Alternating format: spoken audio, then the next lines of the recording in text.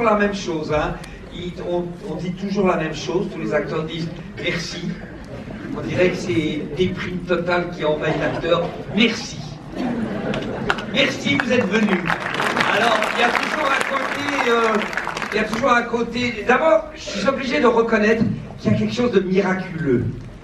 Miraculeux, vous êtes 450, 500, et vous avez décidé, alors que vous avez des opportunités de tous les côtés, BFM, ITélé, l'inlassablement, le gilet qui se bat avec l'autre, mais non, le Vassum, non, vous avez toujours des trucs, des débats avec lui, Cromac enlève la veste, et vous avez décidé de prendre votre voiture, et vous avez décidé de pendre votre porte-monnaie, et vous avez décidé de sortir. C'est quelque chose d'hallucinant. Mais oui, ça a l'air de rien, mais c'est un truc. C'est un truc. Et le soir, alors quand j'entre au théâtre, je leur fais pas un truc comme ça parce qu'ils me prendraient pour un dingue. Et il y a quelque chose de miraculeux. Voilà, ça a été dit. La deuxième chose, c'est que ça n'a pas grand intérêt, mais c'est un film. C'est très très con de dire ça. C'est un film que j'adore. Eh ben on s'en fout. Eh ben oui, vous avez raison, on s'en fout.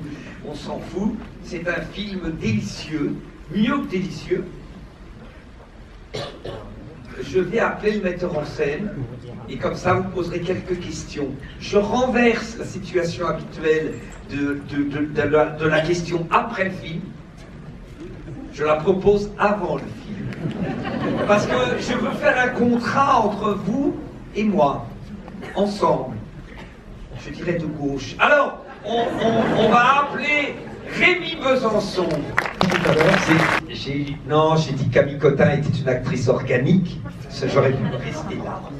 Et comme toujours, je n'ai pas su m'arrêter. Donc j'ai dit, c'est peut-être quelqu'un qui est une incarnation de sexualité. J'aurais pu m'arrêter là. Et je suis parti encore plus haut, je n'ose pas vous dire. Et je suis pas très content, je vais vous dire pourquoi. Parce que il y a quelque chose d'angoissant avec ces journalistes de radio, ils te posent des questions souvent absurdes et tu sais pas quoi répondre. Du coup, j'ai parlé du corps de l'actrice, voilà. Ça m'a semblé aussi intéressant. Alors Rémi, ta sensation, c'est que... Pourquoi tu sais créer autant de charme sur tes tournages? Ah vache, je sais pas, moi j'essaie de mettre les gens dans de bonnes conditions, j'essaie de faire en sorte que les comédiens soient heureux.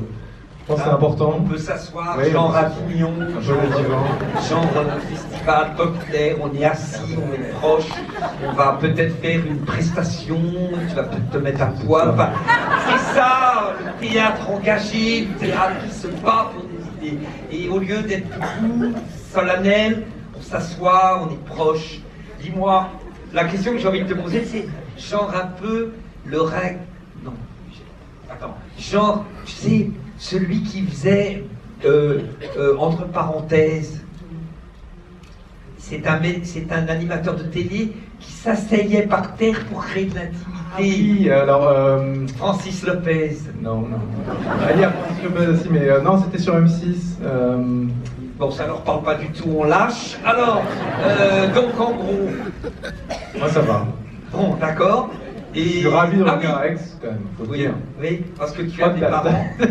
Non. Alors je vais vous dire... Ma mère est d'Aix-en-Provence, je crois. C'est ahurissant. Tu crois que j'en vois parce que l'autre fois, on était à Tours l'autre jour, et ma mère est tourangelle. Et du coup... Donc, alors on va... Si vous avez la gentillesse de poser une ou deux questions, on serait heureux d'y répondre. Sans avoir vu le film. C'est ça qui est génial. Voilà, une question. Bonjour. Moi j'ai une question. Vous avez dit tout à l'heure, il y a quelques minutes, que vous adoriez le film. Et pourquoi alors? C'est une très très bonne question. Je vais d'abord savoir pourquoi. Présenter au public votre prénom, très Jacques Martin. Votre Johan. prénom. C'est Johan. Tu es inséré socialement ou tu es en recherche? Non, c'est Et un peu de retourner la société plutôt que de s'insérer dedans. Votre orientation. Oui, pas du tout dans le... On parle de quelle orientation? Ça ne me regarde pas. C'est pas ensemble. Si, on est ensemble, regarde. Oui, non, mais non, on ne vous réduit pas. Nous, on ne vous juge pas. On est ensemble dans une France qui se réconcilie. Alors, pourquoi j'ai dit que c'était merveilleux? C'est très rare et ça n'a aucun intérêt qu'un acteur raconte ce qu'il a éprouvé pendant le tournage. On s'en tape. Au prix où tu es payé, tu la fermes et tu vas dans toutes les livres pour dire ce que tu as fait. La seule chose, c'est qu'à mon âge, j'ai la liberté d'aller quand j'aime. Quand je n'aime pas, je ne vais pas. Parce que je suis en pré-retraite et j'ai acheté une petite maison à Arles. Très culture, avant-garde, photo. Très intermittent, exalté. Alors, j'ai adoré ce film parce qu'il n'y a que une sensualité de narration. Ce film est l'histoire d'un critique, genre Jean Edernalier, genre Pollack, genre Pivot, un critique qui est une star énorme dans son métier, qui a été grand critique au Figaro Magazine, grand critique au Point, et cet homme devient tellement star qu'il est la star de la présentation des livres. Et il a abandonné sa création, peu importe. Et tout d'un coup, un jour, il reçoit un livre qu'il voit comme un chef-d'œuvre. Ce livre a été écrit par un monsieur qui est mort, donc on envoie la femme, et cette femme tenait une pizzeria à Crozon. C'est-à-dire qu'elle vend des pizzas dans une région de crêpes. Vous allez comprendre. Et tout d'un coup, en pleine actualité, en pleine interview, je dois rendre crédible le fait que je vais péter les plombs, je vais commencer à lui dire, bon, nous sommes très heureux, chers téléspectateurs, de recevoir la femme de cet homme qui a écrit un chef-d'œuvre, car je pèse mes mots, ce livre est un chef-d'œuvre, Le Mystère Henri Pic. Alors, nous ne pouvons évidemment pas recevoir son mari, puisqu'il est mort, mais nous avons la chance d'avoir sa femme. Bonjour madame, et tout d'un coup, il va commencer à l'interviewer. Et au moment de cette interview, il va réaliser que ce n'est pas vrai. Il n'a pas écrit le pizzaiolo breton. Alors on imagine des gens qui vous diraient, alors c'est parce qu'il est pizzaiolo breton. C'est le mec du Nouvel Observateur, le patron, qui m'a dit ça. Parce qu'il est pizzaiolo breton, il ne peut pas écrire un chef-d'œuvre. Parce qu'on est dans une époque tellement du politiquement correct que si tu te permets de douter, on croit que c'est parce qu'il est pizzaiolo breton. Mais moi j'étais coiffeur. J'étais apprenti coiffeur et maintenant tous les soirs je rentre sur scène pour dire du Peggy, du Céline, du Guitry, du Marx. Pas trop longtemps, Marx. Ce que je veux dire, c'est qu'ensemble, dans une France totalement réconciliable, ça c'est autre chose. Alors, ce que je veux vous dire, c'est que cet homme, pendant cette interview, va dire « Ça n'est pas possible, votre mari n'a pas écrit, c'est une idée d'éditorialiste, c'est une idée d'éditeur, parce que le livre est un chef-d'œuvre, mais le roman du roman, ça c'est génial !» Tout le monde lui dit « Arrête de déconner, mais t'es complètement dingue !» Moi, je voudrais savoir, madame, est-ce que c'est vrai que votre mari a écrit oui ou non? L'autre, elle est ulcérée. En fait, il vous fait le film, là. Mais... Voilà.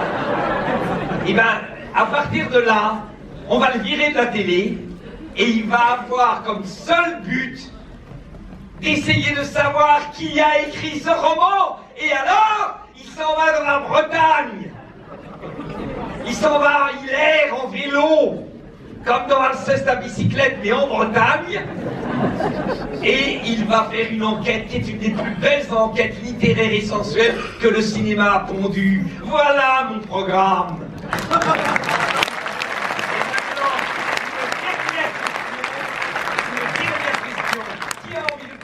Bravo, bravo de ton courage, bravo de ton activisme. Vous êtes très étrange, vous n'êtes pas du tout homo. Alors donc,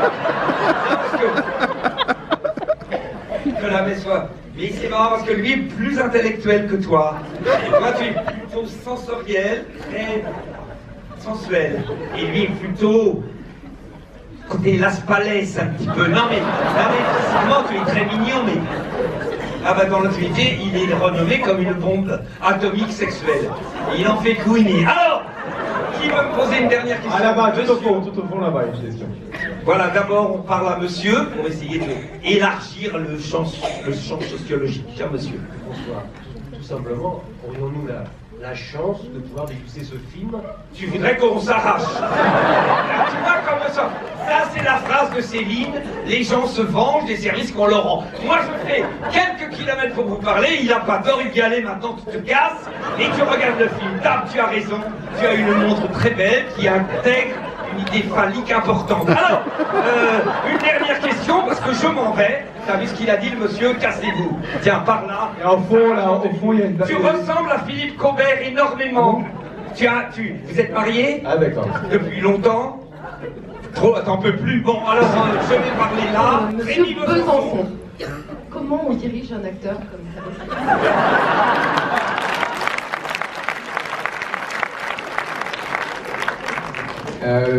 Michel Simon disait, on ne dirige pas Michel Simon, il avait dit ça à Claude Berry, quand Claude Berry a fait son premier film. Je pense que Fabrice, en fait, même s'il montre quelque chose aujourd'hui, enfin ce soir, voilà, c'est sa façon d'être sur scène, mais sur un plateau, en fait, il est très malléable, il est comme ce que disait Bresson dans ses notes sur le cinématographe, c'est un modèle.